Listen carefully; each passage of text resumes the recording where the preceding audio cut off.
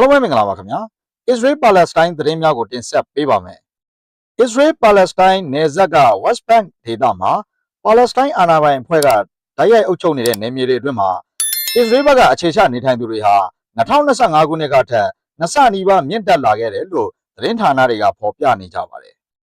ယခုလိုမျိုး Israel ဘက်ကအခြေချနေထိုင်သူတွေများပြားလာတာဟာ Palestine နိုင်ငံတော်ဖြစ်သတ်မှတ်မဲ့နေရာရဲ့အလဲဖို့တဲ့တဲ့မှာကြီးမြတ်သောအခြေချနေထိုင်မှုတော်လှန်ရေး Great Settlement Revolution ဆိုပြီးတည်တဲ့မဟာဗျူဟာချမှတ်ကနယ်မြေသိမ်းပိုက်မှုတွေကိုအရှိန်မြင့်လှုပ်ဆောင်နေတာလို့ Palestine ဘက်ကပြောဆိုထားပါတယ်။ Israel လူအခွင့်အရေးအဖွဲ့အစည်းဖြစ်တဲ့ Yash Din ရဲ့ The Next Frontier မြေအစီရင်ခံစာမှာအင်္ဂလန် channel အများအရ2026ခုနှစ်တွင်ဖြစ်ပွားခဲ့တဲ့အကြမ်းဖက်မှုစုစုပေါင်းရဲ့3ပုံ2ပုံနီးပါးဟာ1995ခုနှစ် Oslo ငြိမ်းချမ်းရေးသဘောတူညီချက်အရPalestine အာဏာပိုင်အဖွဲ့ရဲ့အုပ်ချုပ်မှုအောက်မှာရှိနေတဲ့ Area A နဲ့ Area B နယ်မြေအတွင်းတွေမှာဖြစ်ပွားခဲ့တယ်လို့ဖော်ပြထားပါတယ်။မူလက Israel အခြေချနေထိုင်သူများရဲ့တိုက်ခိုက်မှု68%ဟာIsrael ကထိန်းချုပ်ထားတဲ့ Area C ဒေသမှာသာအဓိကဖြစ်ပွားခဲ့တာဖြစ်တော်လေ။ယခုနှစ်မှာတော့ Area B အတွင်းဖြစ်ပွားမှုက55%ထိခုန်တက်သွားပြီး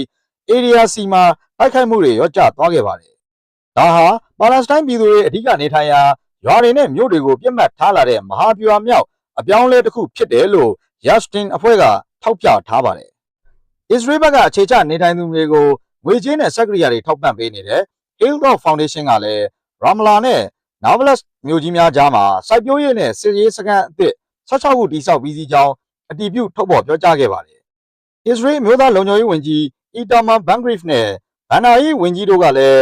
Oslo သဘောတူညီချက်ကိုဖျက်သိမ်းပြီး Area B ကိုအပြည့်အဝထိန်းချုပ်ရန်ပေါ်တင်တိုက်တွန်းနေကြပါတယ်။ဒီအခြေအနေတွေနဲ့ပတ်သက်ပြီးပြင်သစ်နိုင်ငံသားရေးဝန်ကြီး Jean-Noël Barrot ကတော့ West Bank တွင်ဖြစ်ပျက်နေသည့်များမှာဆက်ဆုပ်ဝယ်ကောင်းသည်ဟုပြင်းထန်စွာပြစ်တင်ဝေဖန်ခဲ့ပြီးဝန်ကြီး Ben-Gvir အပေါ်လည်းဒဏ်ခတ်ပိတ်ဆို့မှုတွေချမှတ်ခဲ့ပါတယ်။ကုလသမဂ္ဂ OCHA ရဲ့ထုတ်ပြန်ချက်အရလည်းယခုနှစ်အတွင်းအကြမ်းဖက်မှုပေါင်း2000ထိရောက်ရှိလာနိုင်တယ်လို့သတိပေးထားကြောင်း Guardian သတင်းဌာနကဖော်ပြထားပါတယ်။ Israel လူခွင့်ရေးအဖွဲ့ Yashin ရဲ့သုံးသပ်ချက်ကလည်း Israel ရဲ့ယခုလုပ်ရများဟာPalestine ပြည်သူများကိုအတင်းအဓမ္မမောင်းထုတ်ကာနယ်မြေများကိုသိမ်းပိုက်သည့်လူမျိုးရေးတပ်ဆင်မှု ethnic cleansing ကိုဥတည်နေတယ်လို့ဖော်ပြထားပါတယ်။ယခုကဲ့သို့ဖြစ်စဉ်တွေဖြစ်ပွားနေခဲ့ခြင်းဟာ Israel နဲ့ Palestine ရဲ့အရေးကိုပိုမိုဆိုးရွားလာမလားဆိုတာကိုစောင့်ကြည့်ရမှာပဲဖြစ်ပါတယ်။ဟုတ်ကဲ့ပါပရိသတ်ကြီး